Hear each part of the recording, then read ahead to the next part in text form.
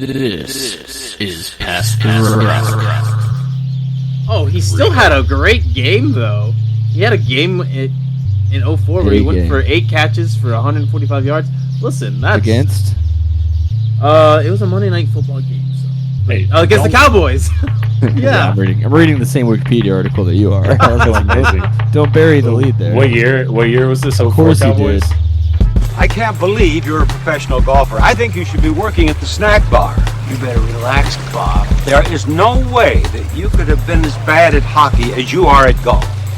I just busted right inside him, and he can't extend on me anymore, and he seems a little overwhelmed by my girth and tonnage. Well, you know, Dan, I hate anytime anybody is killed or anybody dies, but he was a guy that was living to be dead, so to speak. What the Rock is cooking! Recording live from 3 locations, this is Past the Rock. I'm Patrick, and as always, I'm joined by 2 big league men. One that you can see right now, Jacob, a.k.a. Bethke. Some might call me a world champion, but that's semantics. And Caesar, a.k.a. LCs. Gucci! Yeah. So this week we are going to try to post this as a video for anyone who's just interested in seeing what we look like when we talk about the things we talk about. My setup's not ready for video, so sorry. I don't know what you're talking about. You just it's probably just going to be a Gucci man talking like a South Park Canadian character is what it's going to look like. Oh, beautiful. If you can pull that off, that might... The thing about that is, one of the reasons they do it is because it's really easy. Animation budget, the opposite of Bob Iger. Well, and yeah, when you're making... But like, when you're spinning make sure you keep the shirt 3 on. days. Though. I got you. Yeah, so a lot going on this week in sports. We're teasing up to the NFL season actually starting. College football's got some fake games this weekend. I'm sure there's something happening with WNBA, and the NBA and the NHL are gearing up for their training camps as well. I would assume it's pretty close for both of them. And baseball we'll get to here in a bit, but I think this week we are going to go ahead and start with some of that basketball. So let's give that rock on to Bethke. Whoa. Yeah, so basketball is kind of short and sweet. You're right about the W. Playoffs should begin shortly. Let me double check on who is actually qualified at this point. Nothing has really changed throughout a lot of the standings this year if you've been following. There's been a little bit of jostling, but it looks like at this point the top 3 are locked in. Our Dallas Wings are still in 4th place. However, they are battling a little bit of injuries. I think they'll probably get lucky, and just because they're still 2 games ahead or a game ahead of the team behind them. How does that work actually? Oh, they're 2 games ahead. Dallas is 2 games ahead of Washington right now. I was like, that doesn't math. But they have a winning record, and no one else behind them does at the moment. So only Seattle and Phoenix are eliminated. The Wings are not clinched into a playoff spot, but there's 0 chance that they would fall out of the playoffs unless they literally just did not win another game and everybody else won. There's a slight tease for what we might talk about later in baseball. Well, unfortunately for baseball, there's not just 12 teams. The grace period is a little bit better, even though the Wings are struggling a bit. They're getting by. Satu Sabale is injured again, so that's a problem. But we'll update as that goes. This week, I wanted to give the WNBA a little bit of time, but it was more or less to discuss ESPN's recent survey. They pushed out another survey. They do this every year. Most of the time I wouldn't care about these because a lot of times players don't give a shit to do these. But I find it's been really useful in the WNBA to sort of help get these ladies' gripes in order, because like a lot of times you do hear the players more often than not complaining about the league. And I think a lot of times people would say that's a bad thing. It's a bad thing. ultimately it's a bad thing if they're wrong, and they're just not at this point. And I thought this survey did a good job of explaining a couple of the major key points. And while you'll always hear me say, as much as I love the W is the biggest thing in the way of the W. You can blame the NBA if you'd like, because technically they should be parenting this. It's not directly run by the NBA, but it is essentially run by the NBA. But the people who run the league are they want to be very slow about everything they do, and it's been consistent for 20 years of this league. It's 25th anniversary, and you can't see the progress happening any slower. And it's like the ratings are getting better. You've got more channels that are watching the games. You just want to understand what's causing the issues, right? Even expansion, which has been is a part of what we'll get to, is still sort of will they, won't they? Engelbert, the commissioner, went to Denver and teased them. Engelbert, I think. I don't know. Engelbert. I trust me, that's the nice way to call her, because all the stuff I see on the internet is very mean. Like, very low approval rating by her fans. CATHY Engelbert. Very low. Very, very, astoundingly low. Like, if there's the only thing I see WNBA fans agree on, it's that they hate her guts. Like every fan with every commissioner, basically. But I really that don't. Seems to be the job. It's just everyone's gonna hate you. That's fair. That's a fair. I think the Engelbert's special, because I think with Adam, it's like, Adam, stop letting the players run over the league. Roger Goodell, won't you fucking have a backbone? You guys just fucking, we just kind of get over it with these guys. Manfred, I think actually a lot of people do hate, right? Isn't Manfred got a lot of beef with people in his? Well, he really fucked around with some of that Astros stuff, but he's obviously gonna save some of his legacy with a bunch of these rule changes and that kind of thing. So that's fair. But when you have a trophy that's called the Commissioner's Trophy, and he just says, "Oh, it's just a piece of metal," that's also gonna upset some people. So we're balancing those two things. Speaking of, the Commissioner's Cup is a thing in the W, right? And yeah, I was just looking at that. Is that happening? Is that like a tournament separate? What is that? So I think that game hasn't happened, right? No, that game did happen, right? I don't know.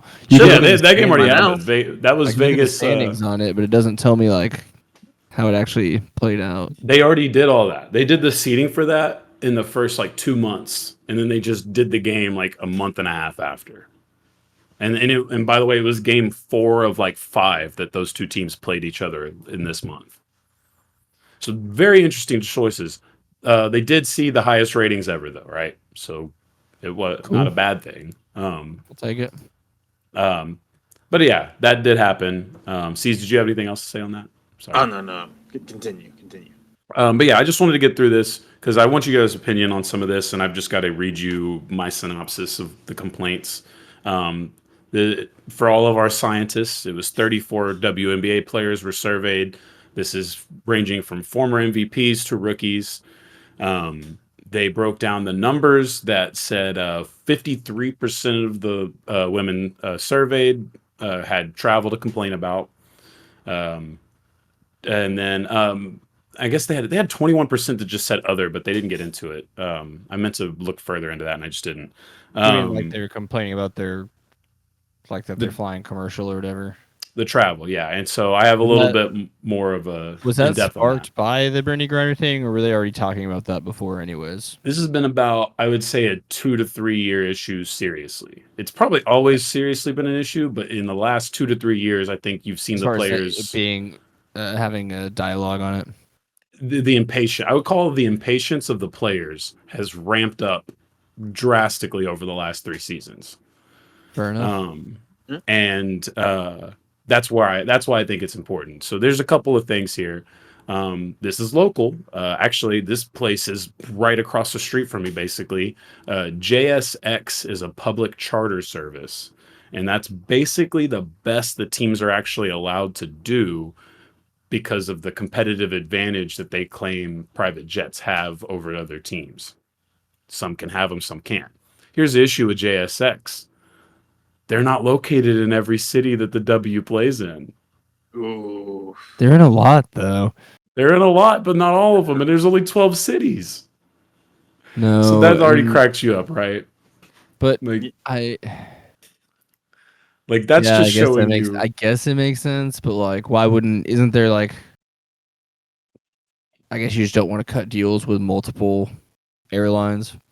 Yeah, the why there's not multiple, I don't understand. I guess my biggest gripe here, and this is actually, I'm going to quote the. I'm just surprised the NBA teams aren't covering something for it. Like they've got their charter planes, which I guess maybe they rent out ones with other teams and like share Yeah, them. But I honestly don't know the history on that. I know it changed a lot with cubes, specifically like early 2000s ish.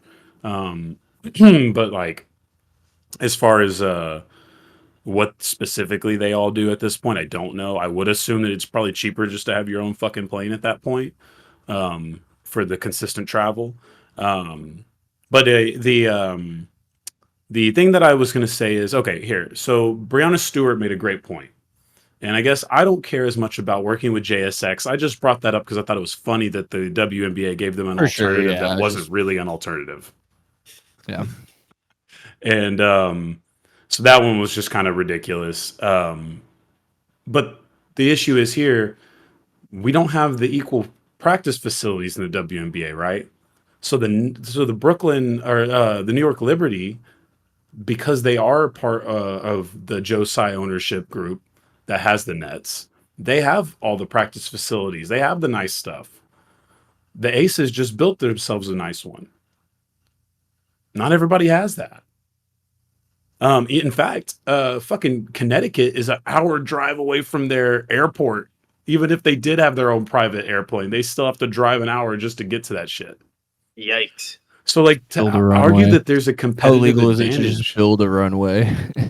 Yeah, to be fair, but I don't know enough about Connecticut. All of those, they're very small states, so like, it's not the end of the world. I'm You're assuming basically that's the driving highest from one level side of of Connecticut to the other. bureaucracy. Trying to get a runway because you're getting all the way up to like Homeland Security at that point. I'm sure.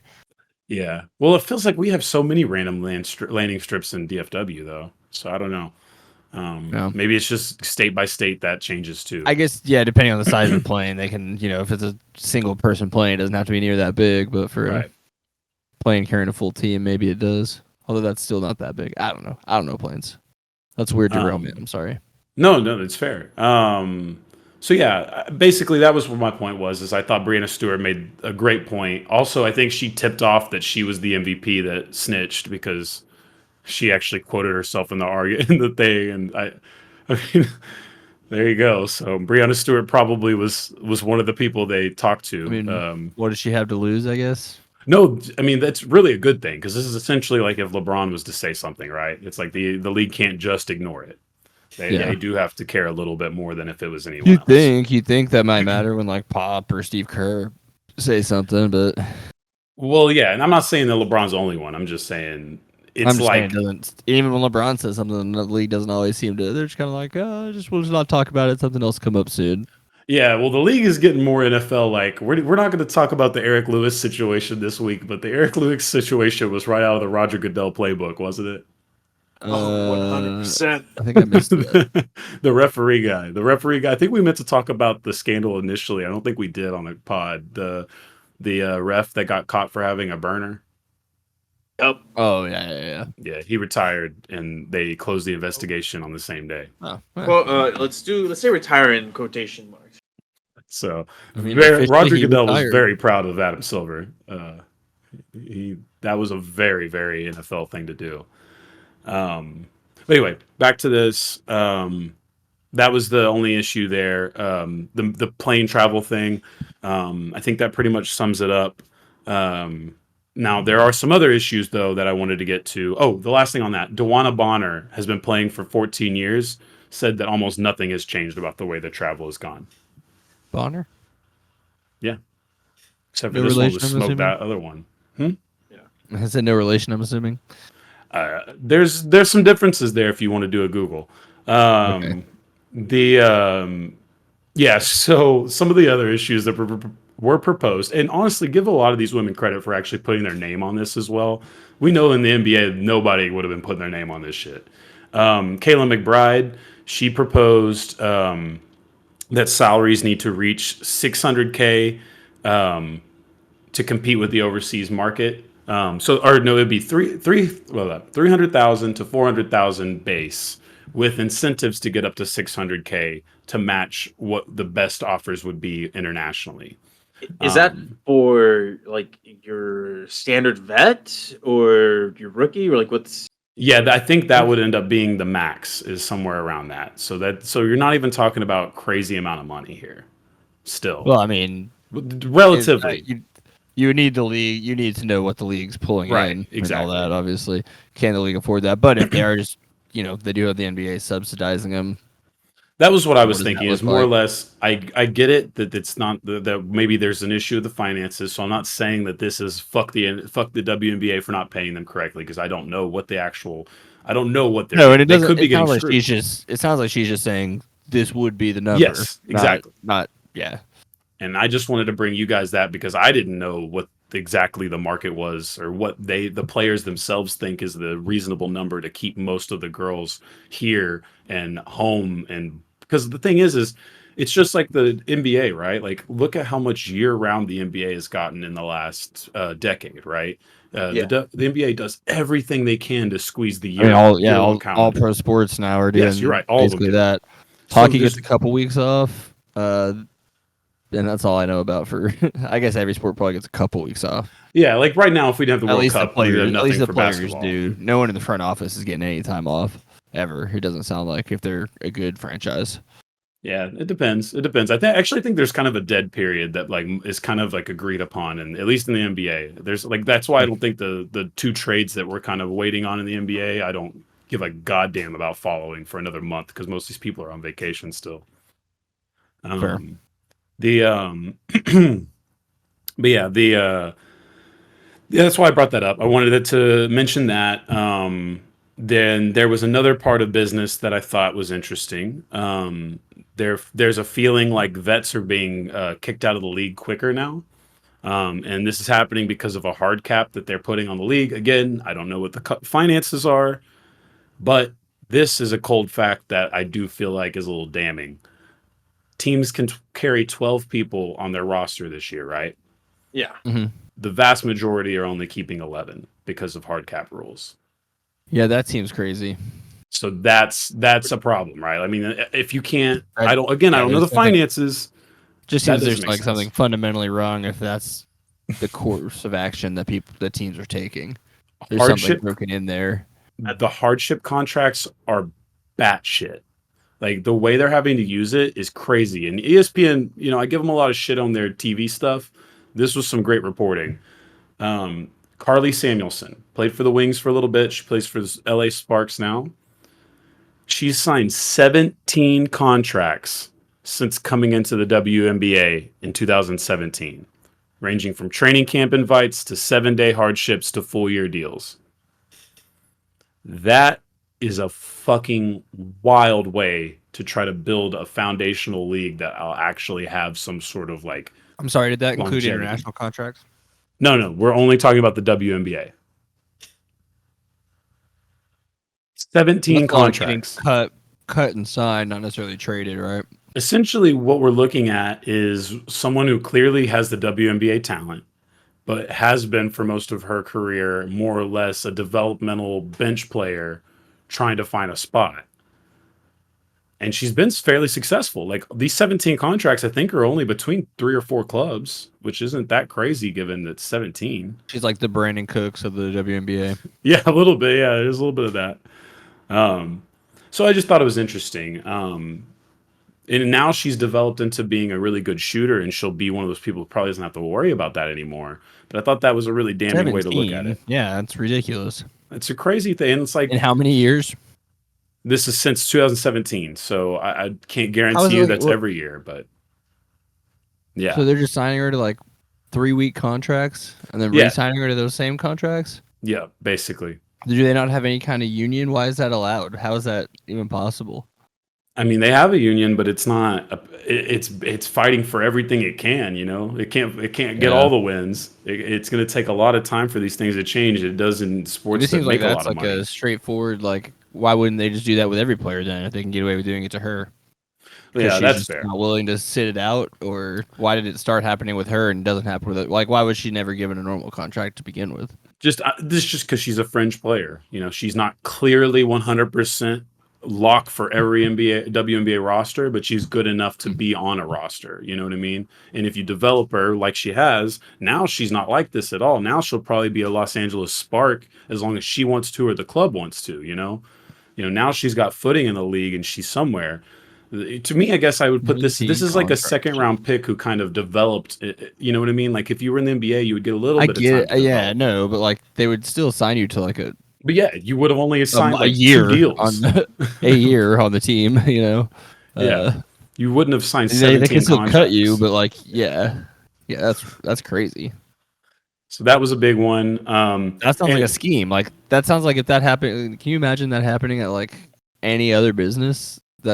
I'm sure it does. There's obviously contract work, but like it doesn't sound right. I don't know how to explain why I don't think that sounds right. But so Courtney Vandersloot, starting point guard for the Liberty, probably somewhere very high in the rankings of statistics for the W historically at this point. She said, and I quote, "Charters are important, but they aren't going to help us when we're down to 9 players." So I think that was another really good damning quote about sort of, even though travel is the most important issue at the moment, these hardship contracts might actually be number one to the ladies. Like this might actually be the problem here. Honestly, the travel thing sounds like a failure in the sales department, the sponsors, whoever sets those up. Anytime you can't find an airline to sponsor you to fucking fly, they only play like 40 games. That's fair. And I don't know why it's only JSX. I don't know how they get to these decisions. My biggest thing is, why are you getting mad at? Why are you allowing the Vegas Aces to roster stack and then getting mad at them for competitive imbalance when they're trying to take a private plane? Yeah. Like you already gave them the competitive advantage by making it possible to do that. You're just drawing arbitrary lines. Yeah. So I think that was the point, is that some of that's goofy. And then, yes, the last thing about travel, security needs to get fixed. The shit that happened with Brittany Griner wasn't that bad in the ultimate, because we know this idiot. We're from Dallas. We've seen this idiot pop up everywhere. I fear one day this idiot will pop up in my life. She's obviously something of an isolated incident as far as yes, this one goes. The reason why a general number of people would recognize specifically who she is, although obviously as the game grows, that becomes more and more possible.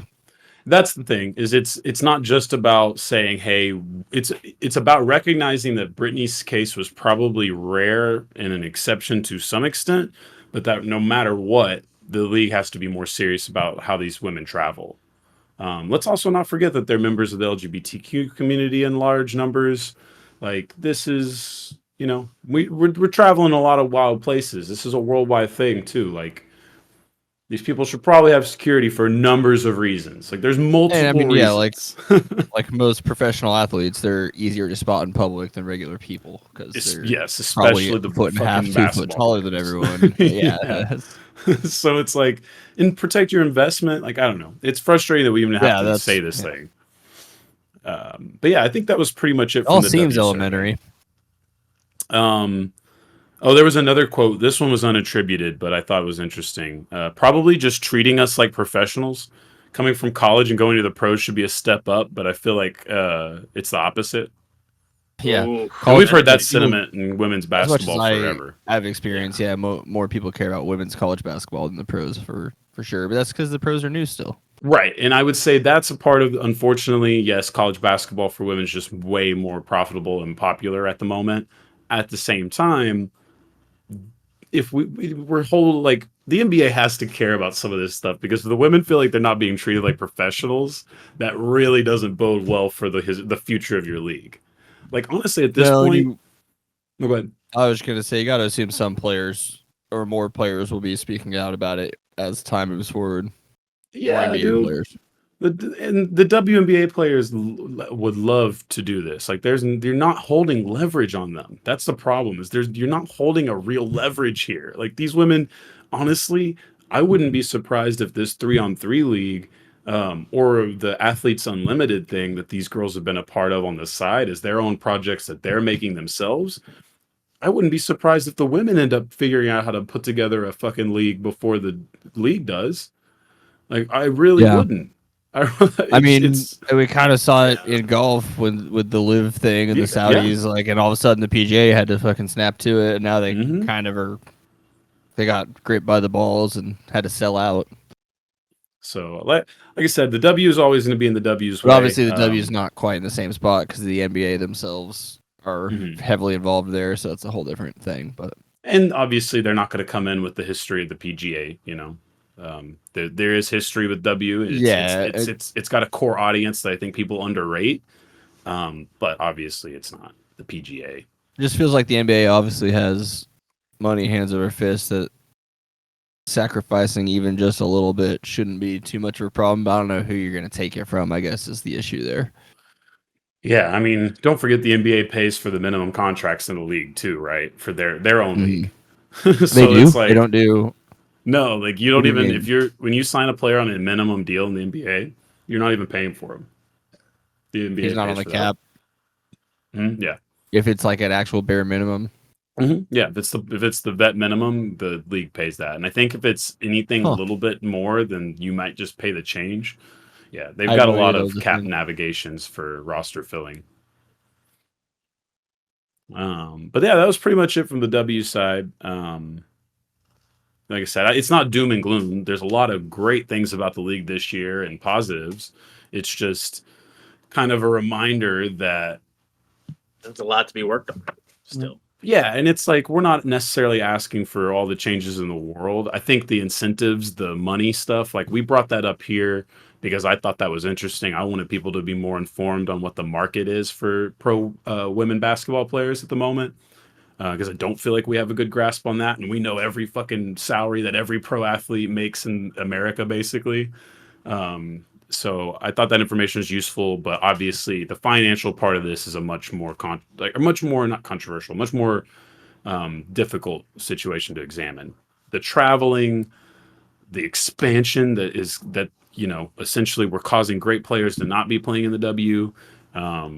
The roster spots, this 11, these hardship contract things, all of these things are far more pertinent to fix than the women making more money, which will naturally come if the W does what they're supposed to do to build the league and set it up for success. Yeah. Anything else? Did you guys watch any W games this week? Anything fun? Did you guys see a basketball bounce at all this week? Unfortunately not. The schedule's been a little too packed. Not even basketball. What? What'd you say? Got a basketball goal at my work in the warehouse, so I will say I might have seen like a couple of highlight clips from and low light clips from the World Cup, but not a full game by any means. Well, that's fair. So you don't know that Austin Reaves is the world's greatest player now, huh? Oh, I mean, how could you let me forget? I actually didn't check the Hoops Hype rating thing because they've already played 2 games since then, I think, and he's probably not number 1 anymore. But I just laughed at Hoops Hype.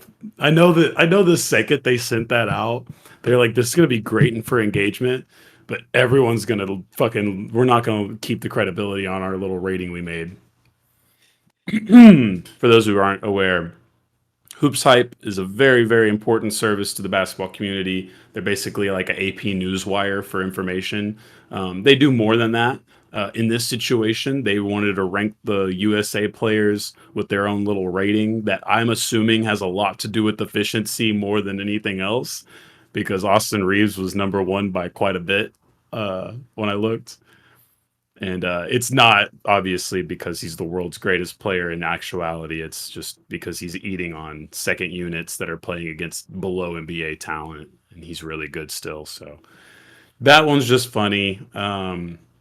And since it's happening against the world, technically that means he's the greatest player in the world. So sorry, Nicola, you chose not to play. You chose to rest. You chose to get drunk and watch horses. Now you're not the world's greatest player anymore. Well, let's be real. I don't think Nicola really cares about being the best player in the world. Well, This man treats basketball like a 9 to 5. He's on vacation. You know who would?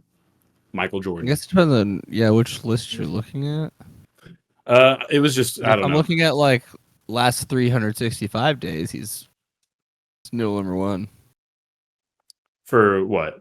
What are you looking at? Their little rating? Type global rating rankings, the best in basketball. Yeah. Well, that was just a Team USA graphic that I was making fun of. It wasn't the whole thing. Yeah. I was trying to find that, but I couldn't make it happen. Luka. Technically, I think Luka is the best player in the world right now. If we're both the last 7 days, this is why I'm confused. Luka's not even listed on this. He's not even on here at all. Where is he? And he's leading the World Cup in What is points, this so list? I'd be surprised. I don't know what this list is, but he's not on it for some reason. That doesn't even make any sense. All right. I don't know what you're looking at either, but that is troublesome. Move on. We'll move on. Anyway, so no, Austin Reaves is not the world's GOAT, but I did think that was funny. It is also hilarious that he is apparently blowing away everybody else's warm welcome in Manila. So if you ever wanted to know how just absolutely irrationally obsessed with the Los Angeles Lakers the foreign world is, look no further than Austin Reaves outshining Anthony Edwards, Brandon Ingram, Jaren Jackson. Fuck, Jalen Brunson is the fucking star point guard of the Knicks who just saved their ass. You know what I mean? Like, it cracks me up that Austin Reaves is the one getting standing ovations. But that's the name of He's the greatest player in the world. What are you talking about? Bro. You have to respect the GOAT and treat him as such. You put on that purple and gold, the whole world will change on you. But yeah, anyway, go ahead. Yeah, that's the only purple and gold in that jersey that the world changed for. Maybe Fran Tarkenton back in the day. Fair. No disrespect to talked about Chris Carter. We talked about. Oh, Chris Carter. Yeah, Chris Carter. Adrian Peterson. Get you a fall guy. Always get you a fall guy. Sorry, Chris Carter's the GOAT for that speech. Dante Culpepper was a Madden cover. Culpepper would have been cooler if his feet weren't His cinder knees blocks. didn't blow out. Yeah. But yeah, back into the World Cup. We've had a couple of interesting storylines populate here. The Philippines, while cheering for Austin Reaves ridiculously, also decided to boo the hell mercilessly out of their own coach prior to a game. That's really fun for me because I think it shows you the passion of the Philippine fans, and it shows you that like they really love this shit. They really are willing to boo their own coach, knowing that they're walking into this competition with like Jordan Clarkson, and that's about it. Expecting him to win games. Yeah, what are they? Why would they have a high? Bro, they love basketball. I don't think you understand. They're mad as hell that he's not winning. Are they booing the players too? Or? No, they love Jordan Clarkson. They'll never boo him.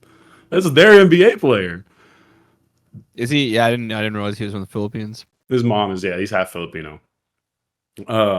So yeah, it was definitely an experience to see that, and very unfortunate for that guy. But I love the Philippines. I love how much they love basketball. It's quite fun. I mean, you know what you're getting into when you're getting that job. Yeah. No, he probably is well aware of the irrational love that they have, because it's like I can't imagine he's taking it too personally. Well, it's just funny because it's like you could easily argue that the Philippines is second or third in give a shit as far as national. And maybe you could even argue that they give a shit more than we do. We just have more people. So it kind of works out. Our basketball fans really give a shit. Right. Yeah. Like the core. Really the core, obviously. Yeah. It would be interesting how you rate that. Olympics ticks up a little bit, but the World Cup, no one outside of diehard sports fans are caring about the FIBA World Cup. Yeah. Well, in basketball, it's tough because we've just had such a competitive disadvantage for so long.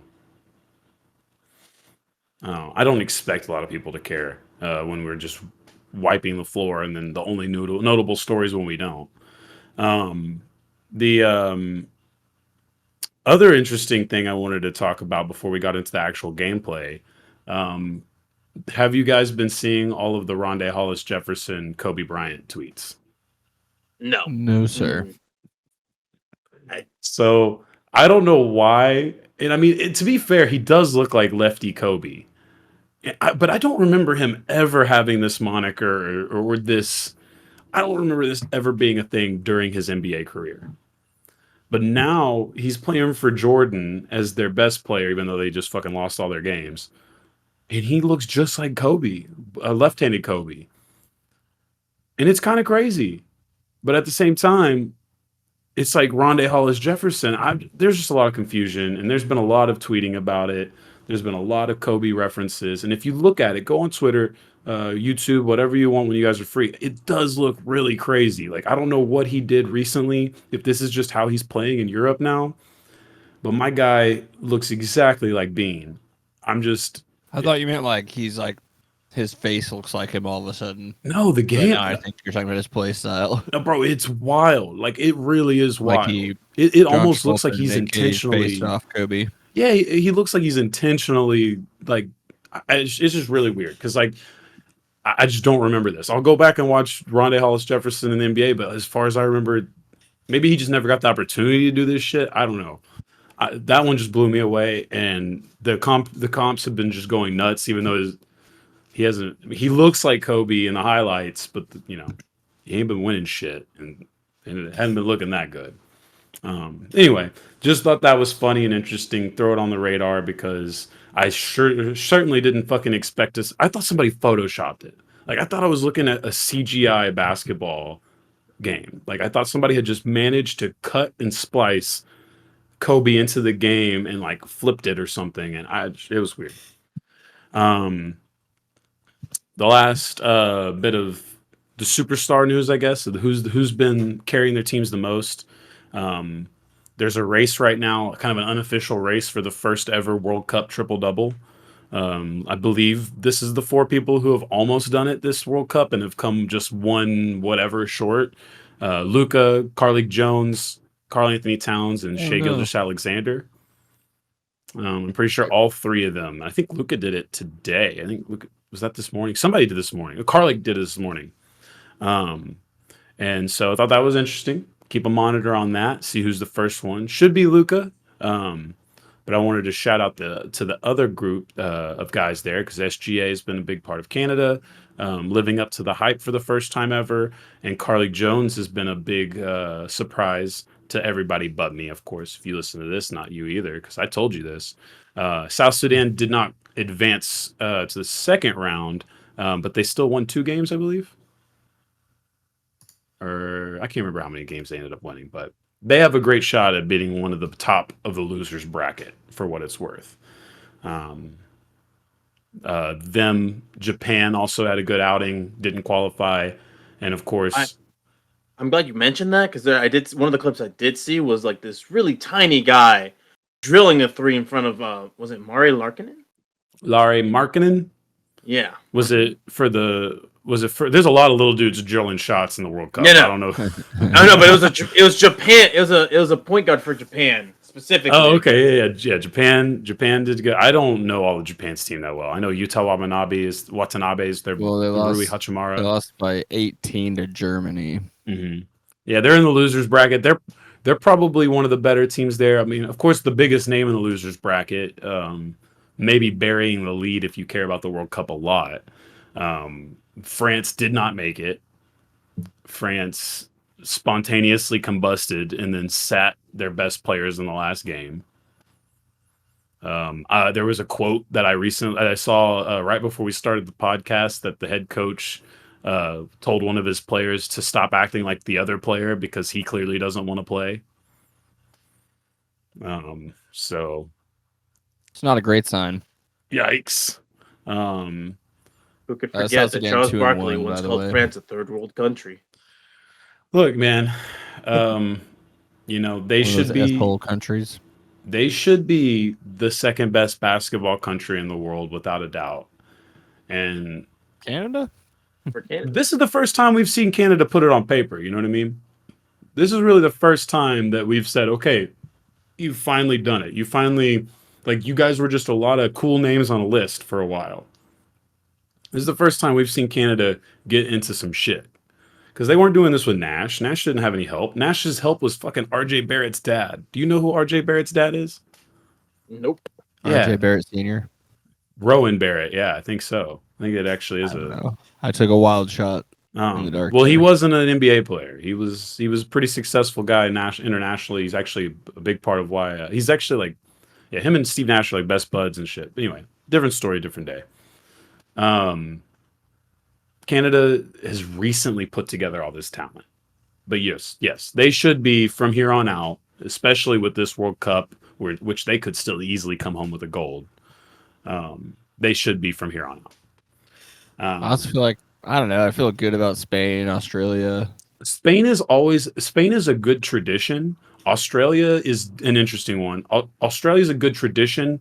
The problem with Australia is they seem to really struggle with the top end part of it. They struggle to find the top end guys. Was Ben Simmons ever playing for them?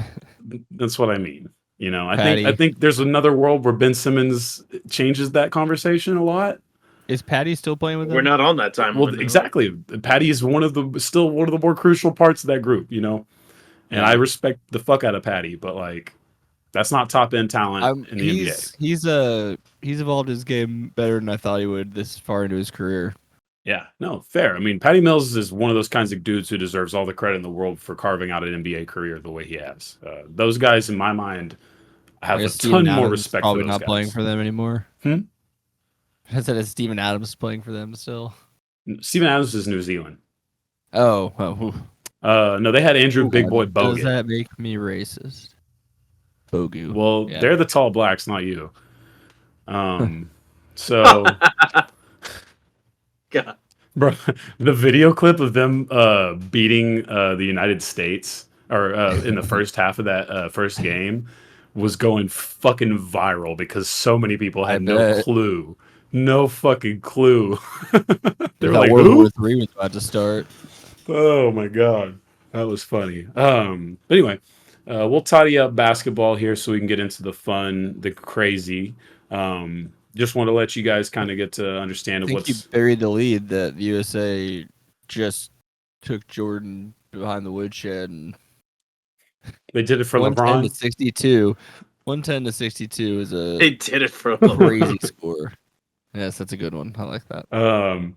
Yes, they did a great job. USA has no complaints so far. I think that's the biggest differential so far. Yeah, of their games. Yeah, maybe of the whole tournament, but definitely of their games. Oh, Canada beat Lebanon 128-73. Yeah, I'd have to do some quick math that I'm not going to try to do right now. Yeah, I guess we should do a little Team USA report. Honestly, I've been very happy with everything I'm seeing on the court. I talked about Reaves. Ant-Man has been amazing. Jaren Jackson is absolutely unfair. Super duper unfair. I mean, there's whole possessions, especially at the start of the games when Team USA is just notoriously going to start basketball games awful. I don't care what Team USA you put together. The first 5 to 10 minutes could be the worst basketball you'll ever see. That feels like the result of what I think I've always heard is like the root of the main problem of why we're not just beating everybody all the time, just that our teams don't play together, right? So it just takes some time to gel and all that. Well, and you also saw a lineup change, right? Shout out to Brandon Ingram. There's going to be people that use this against him. But inserting Josh Hart into the lineup was kind of important to Team USA jumping into that Jordan game and kicking ass from the get-go. We saw it with Keldon Johnson the last Team USA Olympic run, where the team looked like they were missing something. It wasn't firepower. They had fucking plenty of it. In fact, that was a really fun shooting team that we put together, but god damn, they had no dirty work players, and so Keldon was this fucking dream, and Keldon didn't even play that much, but it was just whatever little bit he gave was infinitely better than just continuously running out isolation scorers, which is the other issue, is that we've just now sort of gotten to the point where our best players are a little bit more versatile than they used to be. I mean, give a lot of credit to Brunson, Edwards, and Halliburton, because they all three can coexist on the court together, when prior we couldn't get that many. You know, I guess Edwards is more of a wing, but he's basically a guard too, for all if he wants to be. So love the team so far. Like I said, Jaren Jackson's so fucking unfair. He saves so many bad possessions because these poor ass athletes that they're going against they just don't stand a chance. Finish off quickly rattling off the groups as they're remodeled for the second round of the games that'll go on for the next week. I think by the time we record again, we should know what the actual playoff bracket will look like. Serbia is we have what, 2 games left? When we record again? I think I saw we have 2 scheduled games ahead. Yes, I think that is Montenegro and Lithuania. So yeah. Sound right? Yeah. By the time we talk to each other again, the seeding games the quarterfinals will have already been played, I think. Yeah, or they'll be playing the quarterfinals the morning of us recording. So we'll be able to get everybody caught up on that. For the groups, Serbia, Dominican Republic, Italy, Puerto Rico. Serbia's looked amazing. Nikola Jovic, not Jokic, has looked really nice. He's a young player for the Miami Heat that probably will get included in whatever eventual Damian Lillard deal comes their way. He had a game where he went 9 for 9 from the field, just fucking draining those bitches. All of them, pretty much all in that Klay Thompson fashion of not having to dribble the ball, just playing within the flow, knowing where to be in spots. All those nice little things you love to see if that's if you're a Heat fan, Trailblazer fan, whatever. I just want to see the NBA players continue to grow. And then, of course, Bogdan Bogdanovic is still their best player. So, and Serbia's fucking deep. Even if we can't pronounce most of the names, like, trust me, they got guys. a lot of itches. Yes, a lot of itches, and they're not a gold contender like by a lot of people's measure, but they've got the talent to fuck around if we let them in. A thorn in the side, yeah. Oh yeah. Dominican Republic, similar. Dominican Republic ended up winning a game that Karl Anthony Towns was in foul trouble. That's kind of important this go around. Italy didn't look that great. They just had a beneficial bracket. So did Puerto Rico. So I don't expect those two teams to make a lot of noise there. Our guys. Who's playing for Italy in the NBA? Italy is Simone Fontecchio. He's pretty new. They also have Gabriel Presida, but he hasn't even played yet in the NBA, I don't think. Okay. But Simone is on his second year. I know we went over that, but I had no memory of anyone, probably because it was those two names. Well, and Fontecchio plays for the Utah Jazz, so that's kind of a double whammy. Now, don't know how many people were catching Utah Jazz games last year. I'm a big Mormon basketball fan. The Group 2 for the United States. We are the leaders. We got the Liddy Lithuanias right behind us. The starless Liddy Lithuanians. Still good. Like I said, just like Serbia. Plenty of itches and whatnots and Estasises and whatevers to fill the rosters. Not a lot of great top end talent. Just Jonas Valanciunas, really. Similar with Montenegro, Nikola Vucevic, and then Greece barely snuck in by the hair of their chinny chin chin. And of course, we already beat the fucking shit out of them. So we're liking that bracket for the United States. Of course, Valanciunas will test our size, but I'm not too worried about that. Group 3, probably the most interesting, I would say, because Luka has done a pretty damn good job deadlifting the slows. Germany's been feisty as fuck. Dennis Schroeder's kind of got that team playing its best basketball, even though Franz Wagner got hurt. Australia, Franz Wagner definitely 100% sounds more like a composer than. Well, he's about to compose his way to the Hall of Fame because that dude is next level talent. Next level talent. Franz Wagner is a fucking special talent. So that's why it's really important and cool to see Germany still competing at a high level with him sidelined. Australia, look, we know the top end talent thing. I don't give a shit. Josh Giddey's still a hell of a player. Could be an all-star, superstar one day. The rest of that group is talented. A couple of Mavericks players looking good. Dante Exum and Josh Green looking real nice. So it'll be fun. Actually, that's the Dallas Mavericks group, Group 3. Oh, Yeah, pretty There you much. go. let's go. And Georgia has Goga Badatsi, and who knows, he might be a Mav by the end of the season. Feels like that's always possible. They're going to be grab bagging for bigs at some point. He'll get cut. It'll be perfect marriage. And then Group Maybe they 4, grab JaVale McGee. He might be free. no longer. JaVale McGee is now a Sacramento King.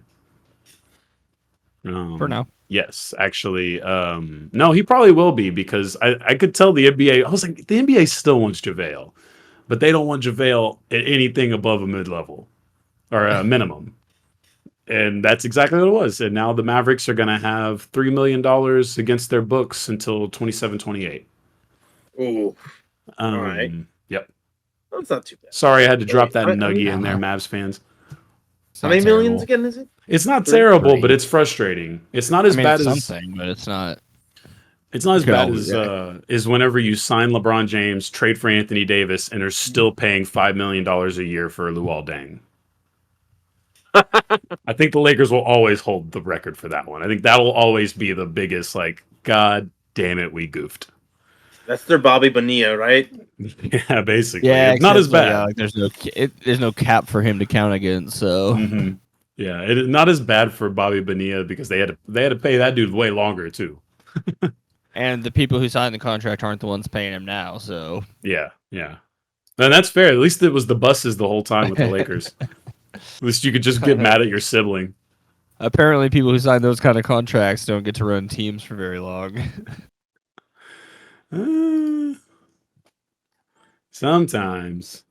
Last group, Group 4, Captain Canadia, who we're really excited to see live up to the hype. SGA looking amazing. Spain should be solid. They don't have a lot of top end talent. Usman Garuba, who's auditioning for NBA teams at the moment, looking good. Brazil, they have the culture. They don't have the top end talent. We've talked about this before. And then I don't know if I can Latvia, name a high-end Brazilian basketball they don't player. really. They have a bunch of guys that are on rosters. They don't have top end talent really. They don't even have really. What about historically? Historically, Barbosa, Oscar Schmidt. Okay. I think that's about it though. That's fine. Yeah, Sideshow better than I thought. Bob that played for the Cavs, Anderson Varejao. Boom. Okay. Sideshow Bob. Love Um, that. and then Yeah, finals fodder. yes, exactly. Unfortunately, actually, he's double finals fodder because if you remember, The East was just finals fodder for a long time there. yes, well, you have to remember he also was sacrificed in the 2015-16 season by the Cavs. Oh, to get LeBron back. No. Ooh. One might be off. They won in 16, right? Right. So this is the year they won the title. They dumped him in a trade, I think, to bring in someone to bolster the team, and then he signed with He the ended Warriors. up on Golden State. Yeah, and he then signed with lost the Warriors to and lost the Cavs. finals. Hilarious. So that's a funny one. That's like something that would be like 2,000 years from now. It's like the equivalent of like a Bible story of like I don't know what the lesson is, but Exactly. he did something wrong. So And it's so bad because like I feel like the Cavs fans loved him as much as anything because he stayed throughout the LeBron bullshit, right? Like he was. So that must have really sucked for Cavs fans. But he probably got a ring though. That's probably one of the rare situations where the team actually. Well, yeah, I extends think the that I ring. remember the story of either way he was getting a ring. That was a big sports media talking point. You get the option of a ring. Not everybody actually gets the ring. Like sometimes guys you don't. might not, you might not want to take it, but like, yeah. Well, if then sometimes it the was teams available don't to extend him. it. If the well, guy, depending on how the season ended for how that. many games they played that season or whatever, yeah. Because I think if I remember correctly, Vernon Maxwell had to like reconcile with the Houston Rockets to get his second ring because that's like the most infamous thing. Well, Spencer Haywood probably too, and that one's on Winning Time. Go watch it, folks. Keep that shit on. Season 2 out now. Season on 2 out Max. now on whatever the fuck they're calling it now. It probably also airs on HBO, but I don't know if anyone actually watches over the air HBO.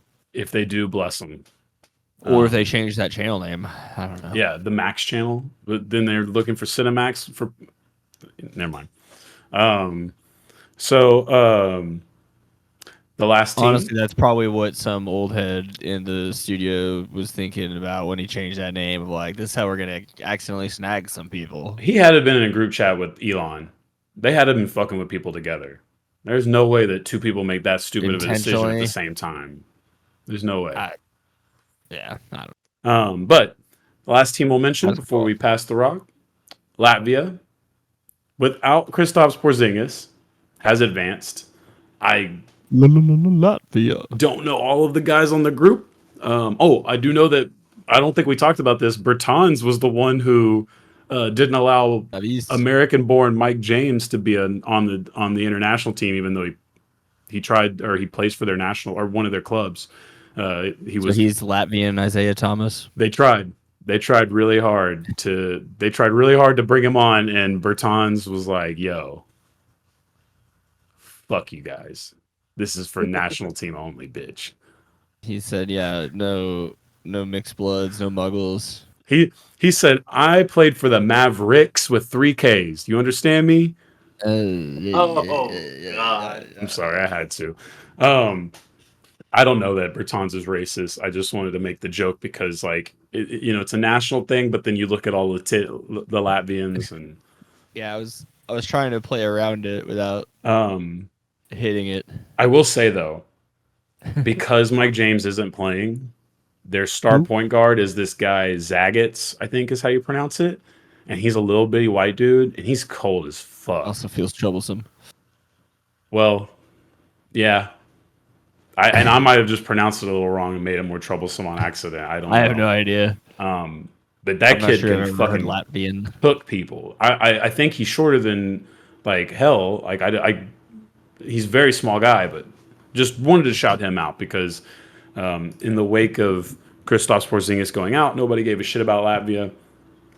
All of a sudden, look at this dude, this little fucking 5-0 motherfucker, just cooking people.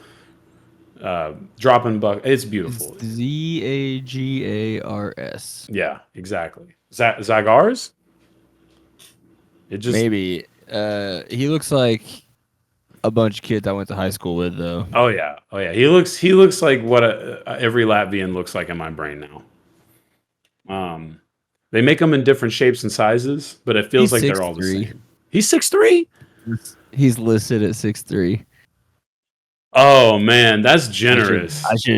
Let's throw listed in there because he might be doing some heavy lifting. But you know what though? That's respectable because he looks a lot smaller on the court. He looks a lot smaller than that. But even that, if he's 6'3", he's probably only 6'1", 6'3". NBA player would look still tiny. Yeah, JJ Barea is not even. How tall is he? Oh, JJ. That's the smallest person I've ever seen on a basketball court, I think. I've gotten to go in the locker room too one time. That fool's shoes are so small. That blew my mind. He's listed at 5'10". So but that's bullshit. He's 5'8". Yeah, he's listed at my height. But I've probably said this before, but the first time I ever saw him, he was warming up with Dirk on the court, and I just thought he was just like a trainer or something. And then 30 minutes later, he's in the game. I was like, what the? They're letting him play? Hey, man. Is this a Make-A-Wish? What happened here? At the same time, that's one of the best ways to find a cheap point guard on. He was awesome. Is find a dude who's just short. He was so good. Just find a dude that's short and put him on your second unit to cover him. It was crazy as hell that JJ Barea got a contract from the Timberwolves, but that's the Timberwolves, and that's what they do. Like they're tough to pitch to. Yeah. Well, Michael Jordan was talking about it recently. How it was small guys that always busted his ass the most because he just couldn't read them and couldn't keep them from stealing the ball as well. Well, yeah, he's not used to being bent over playing defense. Like he's different. Well, he might be used to. Never mind. I don't know what him and Chuck did back in the day. They got beef that I think is a little bit deeper than just Chuck calling out the Hornets for sucking. I'm just gonna leave it at that. And I'm gonna pass the rock. I don't know who to pass it to. We have 2 topics. Do I get to decide? Have we decided and I forgot already? I'm gonna go ahead and take. I'm the closer. Wait. Oh no. Oh, here we go. Just pass. That concludes part 1 of this week's Pass the Rock. Join us in part 2 where we'll get into a little bit of baseball and something else that I forgot right now, but it's really interesting and it's not necessarily sports. Thanks.